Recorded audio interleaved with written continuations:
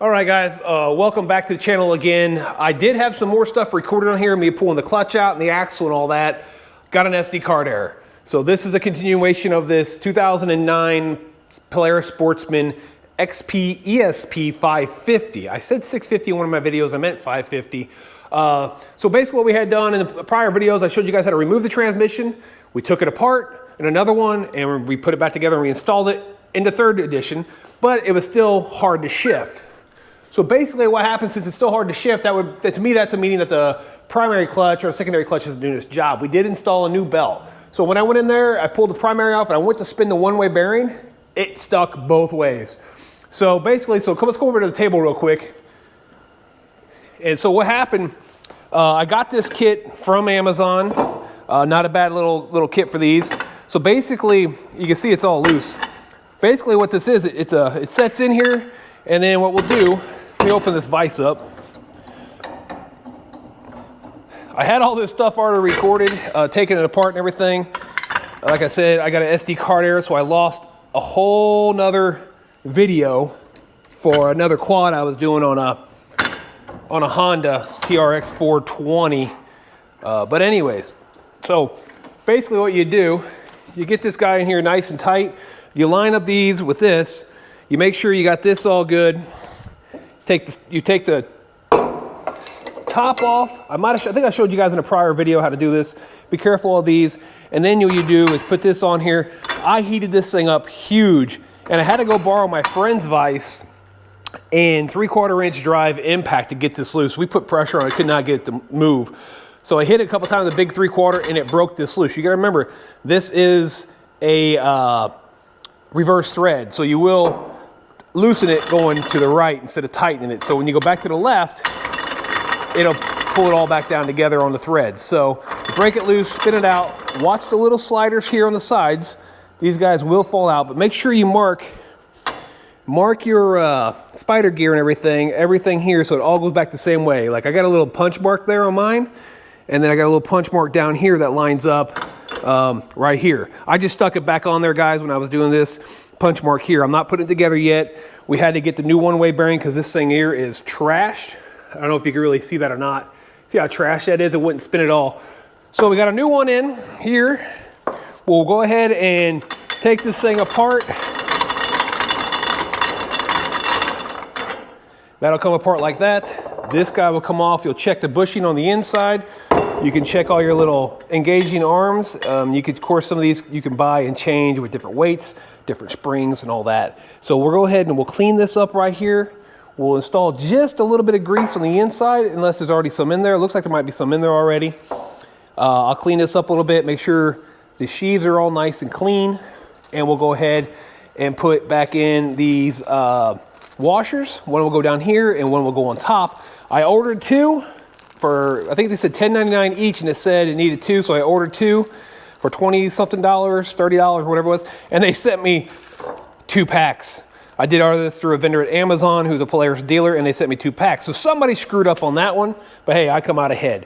So let's jump into this thing and get this thing put back together, throw them back on this quad, and see if that cures our shifting problem. All right, guys, let's get one of these new washers out here. Part number on this guy is going to be 7556335.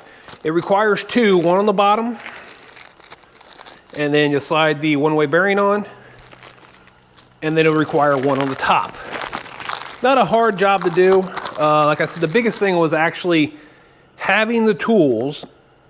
Oh, nice, they got a nice sleeve in there to keep all the bearings in place. Oh, it's so nice.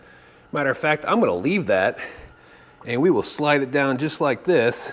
Gotta leave that sleeve in there and make sure everything goes on there nice and neat. There we go. See, that bearing turns and then locks. Turns, locks. We'll clean up all this grease on there. We don't want any grease to get on our belt because that'll cause belt slippage. And then if it's slipping, slinging grease around, God knows where it'll get. And then it will cause premature wear. We don't want premature wear on the belt. All right, so now we'll grab another one of these bad boys, slide it on top, and then this guy will slide down like this. And then we'll go ahead and put our spider gear back on. Well, actually, I shouldn't say spider gear. We'll slide this guy back on. And then our spider gear will go on. I need to double check in my manual real quick direction, because one side is recessed and the other side is flat. So let me double check my manual, make sure I got that back on right, because I did move this. So give me 1 second and I'll make sure we're putting this thing back exactly how it tells me. All right, guys, so I looked, the bevel side goes down. I just even looked at it and realized that's because the one-way bearing sticks up a little bit. So this beveled edge here will go down. I thought when I flipped it over, something was weird. So that'll go on. And we will, this piece will go back on here. And now we will thread this back on. Let's make sure we line these up in the proper spots. Find my punch mark here, my punch mark there. We'll line these up. I'll slowly spin this down a little bit, and then I'll put my little sliders back in place. And once we get this down, we will tighten that back up. I think it's 200 foot-pounds? I can't remember. I have to double check. So let's go ahead and get this guy. Okay, so we got that kind of down there. Let's get some of these back in. There's that one. And I may have to come up a little bit. Just enough to get these guys in. The biggest pain in the butt is making sure they all stay. So there's that one. Come up a little bit more, I guess. I guess I have to come all the way up to where they're all the way out, because they fell out really, really, really easy beforehand. Again, I'll come back down, double check my punch marks. I'll set those there. Grab the next two. We'll take it nice and easy. Hopefully we don't lose any of this stuff.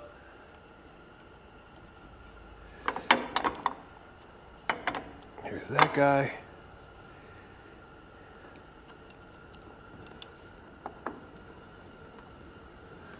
And then the last two.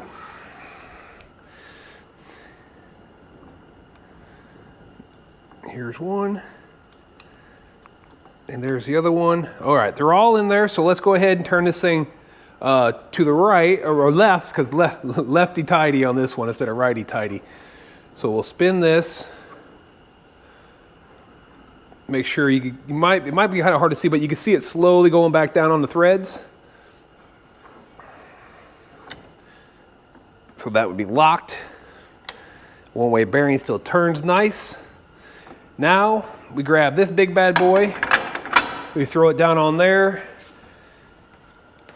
I'll grab my big ratchet and my fork tube, probably put all much pressure here.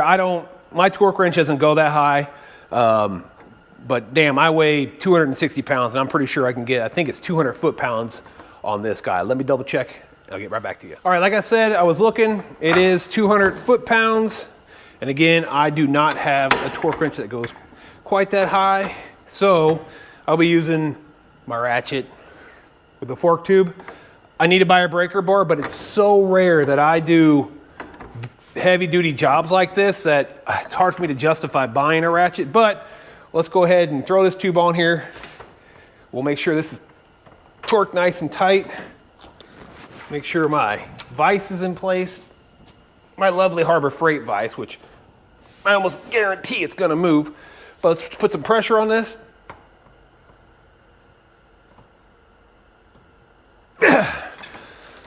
Woo! You can see the torque on that torque wrench. I'm not trying to go ahead at the very end. I'm trying to keep it here. Don't know if it's gonna break.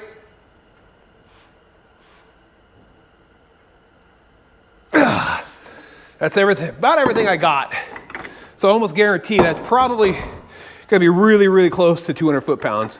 Still make sure this slides. One-way bearing, still turns and locks. And now we'll go ahead and slap back on the spacer here, the spring. We'll grab this guy. I do have it punch marked also. Where is it at? Trying to find it. There it is. Punch mark there. I'll find my punch mark here, put this down. And with this one here, I could squeeze this up like this and put my bolts back in. I'm gonna use a little bit of blue Loctite on these.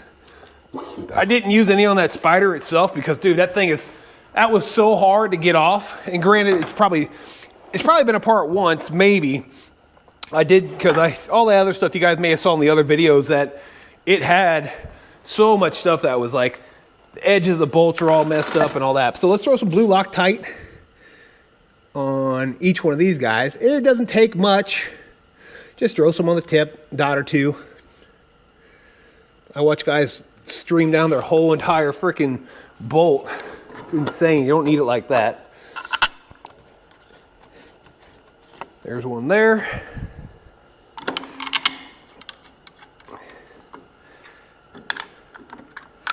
And like I said, these are pretty, this spring in this one is not hard. You get a heavier dutier spring, you will have to probably compress this in the compressor, or make your own with a, you guys might, I didn't record that because it got corrupted.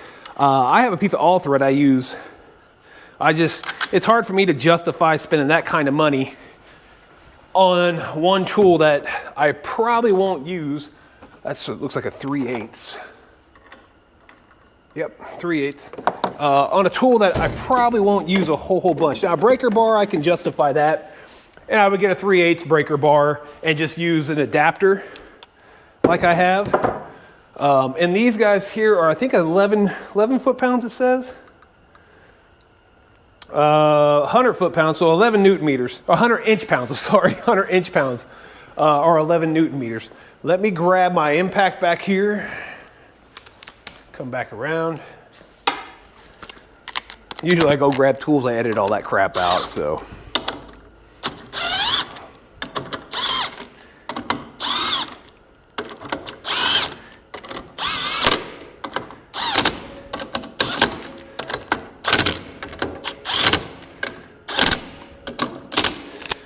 And then when I say 11 Newton meters or 100 inch-pounds, my lovely snap-on disco wrench, 11 Newton meters. Doesn't take much. 11 Newton meters, 11 Newton meters. That's actually 17, that's 13.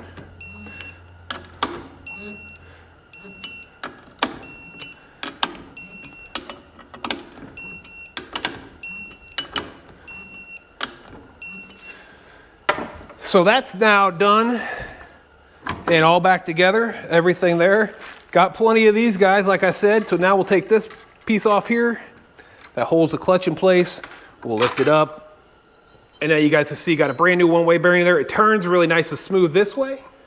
That's why I call it one-way, and it locks up this way. So basically, as your clutch is spinning and the belt's sitting there, it rotates that belt, or it rotates this one-way bearing, and that belt, secondary clutch and belt can sit there and not spin.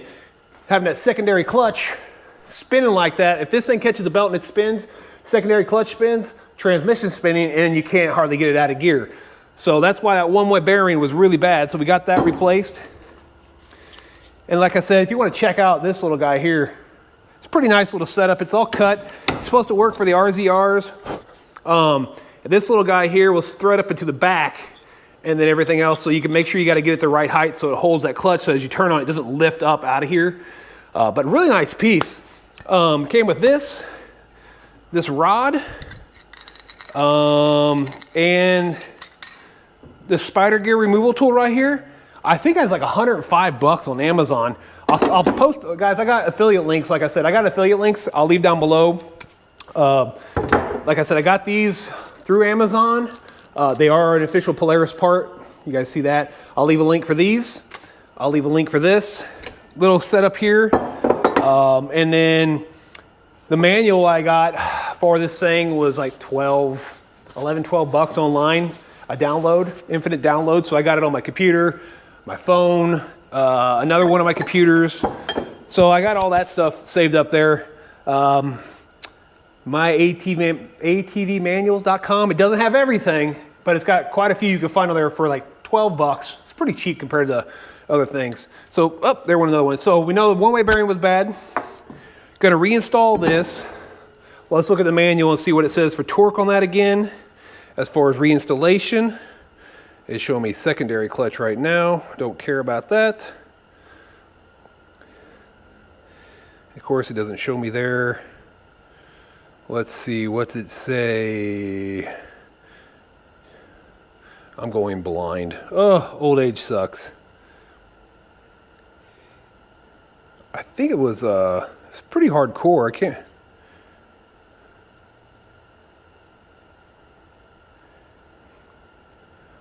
Well, anyways, I'll let you guys know in a second when we go put it back on what the torque is for that bolt. We'll get the belt back on it. We'll get the PVT cover, as they call it, back on, axle back in, tire back on, bodywork back on. I'm gonna put it all back together because this should cure my problem. So I'm pretty confident if I put it all back together this time, I'm not gonna have a problem. So I'm gonna go ahead, and I don't think you guys probably wanna watch that. So we'll watch the reinstallation of the clutch. We'll put this guy in, I'll put the belt on. We'll spin it by hand, see how that looks. And then I'll go ahead and knock off that part of me reinstalling the axle, the bodywork and all that. And then we'll go ahead, fire it up, roll it out for a test ride, and see if we fix that shifting problem. And I'll let you guys know here in a second what the torque is on this primary clutch. Guys, I'm gonna show this to you. Hopefully it focuses. Right here it says drive clutch spiders 200 foot-pounds or 271 newton meters. Drive clutch retaining bolt 47 foot-pounds or 64 newton meters. Remember, it's left-hand thread. Driven clutch retaining bolts 13 foot-pounds or 18 newton meters. Drive clutch cover bolts 11 newton meters or 100 inch-pounds. Inner PVT cover screws 6 to 8 foot-pounds or 8 through 11 newton meters. Outer PVT is 45 to 50 inch-pounds, which is 5 to 5.6 newton meters. And then the drive clutch weight pins are 15 to 25 inch-pounds or 2 to 3 newton meters. So let's go ahead and jump down here. Hopefully you guys can see that. We'll install the new, well, not new, but we'll install the primary clutch. Got the bolt. Remember, it is a left-hand thread, so it'll be lefty-tighty. We'll see if I can hold that. What did I say the torque was on that? I just looked at it, I don't remember. It was 64 newton meters. And let's see if I can get in there. I don't remember what size that is either. That's the bad part. Let me find out what size that was. Way too big. I don't think it was this one. Whoop. Nope. We'll keep trying. Let's see. There's 3/4. 3/4 feels loose, so I'm going to guess that one might be a metric. So let's grab, let's try maybe a 19, 18. I'm going to do an 18 shorty, that way I can get in there. Yep, 18 shorty. That's kind of weird because that 3/4 didn't fit very good. So we're going to go ahead and take my torque wrench up to 64 newton meters. Hopefully I can hold this thing in place while I do this. If not, whoop. There we go. If not, I'll have to stick it in there with a, I don't have a clutch holder tool for this. So yeah, let me grab, not the best way to do this. I'm gonna grab a pry bar, stick it in there. I could hit it with a gun, but I don't.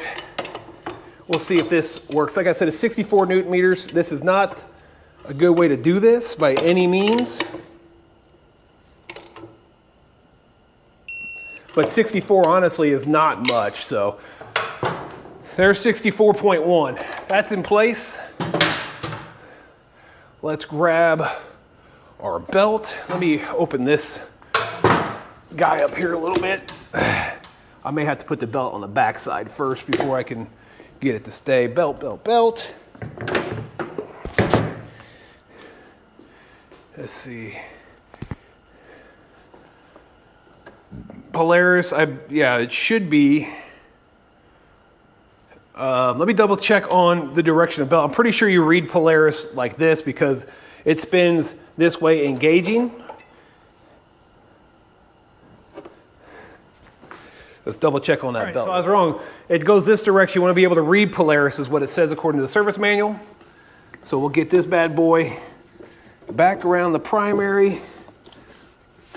I'll take it out of that and we'll start working it on the secondary here. I might be able to get it underneath there without the other one, but let me grab my shorty. All right, guys, so let me try to get this belt in here real quick. I don't have the proper tool, so we're gonna try to get this guy to start like this, and I may be able to, actually, let me go from this side first. I think I can get this guy to do this. Yeah, I should be able to get that guy to do that, and then get my other one on the other side.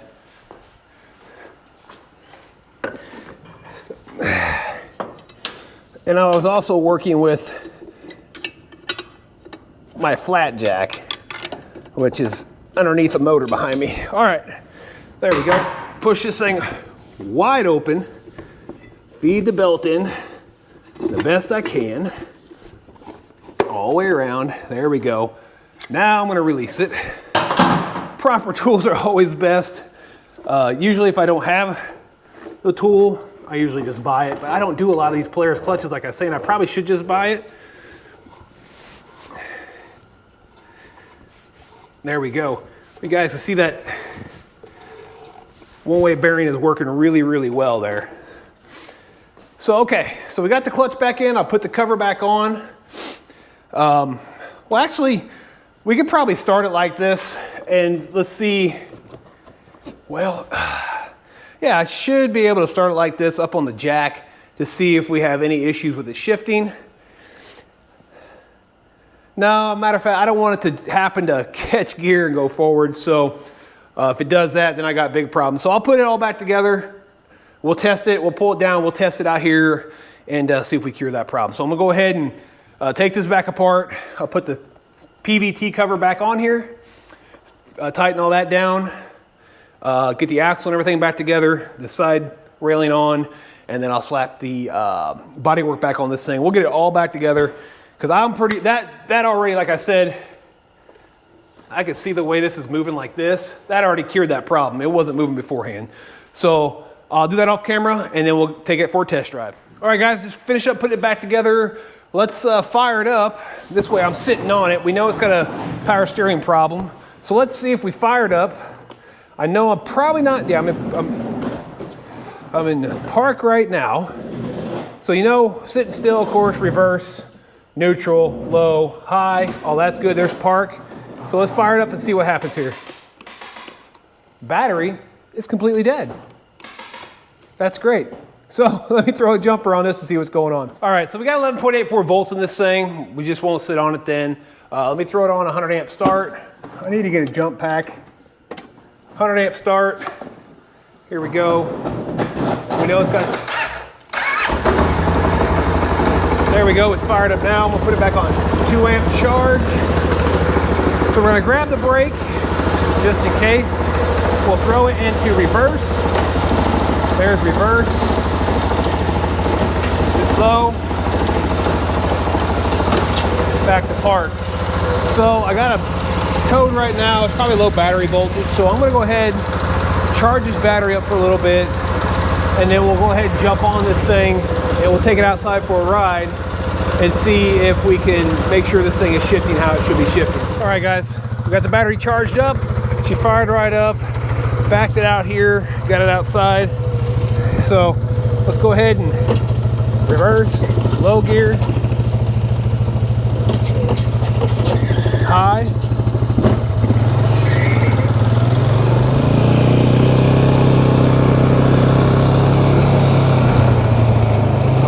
Down here to the front. Let's go ahead and stop real quick. Oh, you can hear these brakes are nasty.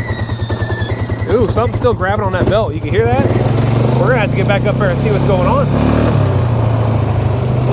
It's not supposed to be doing that.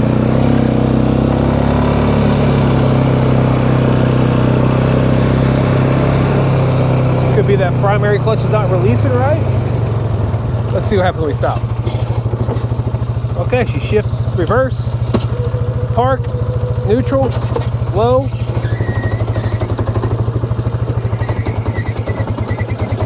I don't think the primary clutch is completely releasing now. All right, guys, so the shifting issue was, that part was me. I was in a rush when I did this, and I shouldn't have been. I put the one-way bearing in backwards. The one-way bearing is supposed to spin counterclockwise. All right, it spins to the left and locks to the right. I had it spinning clockwise to the right and locks to the left. I could hear that. I kind of thought that I probably did something wrong there when I heard the belt kind of jittering and it was moving with it just in gear. You know, I could still shift out of gear sometimes, but boy, sometimes it would catch up. So I hurry up and took this thing back apart real quick off camera, flipped the one-way bearing, checked everything out, retorqued it all. So now let's see if we fix that problem with the shifting. So we're just gonna do it right here, fire it up and see what it does. Hopefully the battery still has enough charge. So we're in park. All right, there we go. So I'm still gonna hold my foot on the brake anyways. We're gonna put it in reverse. There we go. Neutral, beautiful. High, low, reverse, back to park. Seems like it's working good, so let's open the garage door, or shop door I should say. We'll pull it out, we'll take it for a ride around the house here in the yard and see if this thing still has an issue or doesn't. I don't hear any squeaking or anything, so I'm pretty sure we cured the problem. So let's go ahead and I'm gonna unlock the, open the shop door and we'll roll out of here. All right, you know, we still have the power steering issues, but let's go ahead and put this thing in reverse. Nice and smooth. Give ourselves a little gas. Try not to run into the quad behind me here. All right, we're past it now. Yeah, I can tell we're doing good now because I let off the gas, hit the brake. It doesn't want to keep forcing itself back. Here we go. There's low, there's high gear. Oh, it's starting to rain. All right, here we go. Let's take a drive.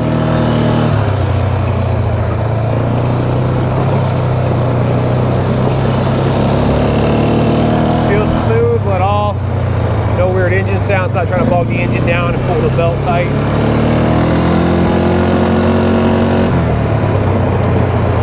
Slow down. All right, let's see. There you go. Low, neutral, reverse, and park. There seems to be no issues with this, so let's go ahead and we'll spin the donut here real quick. Go back up to the shop.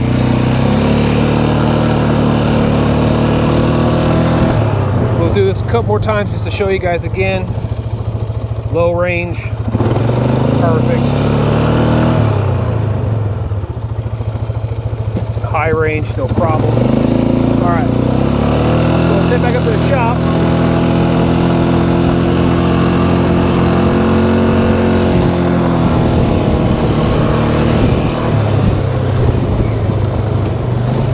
Actually, I'm gonna pull over here by the other UTV and puller that are done. Park this thing out here for now.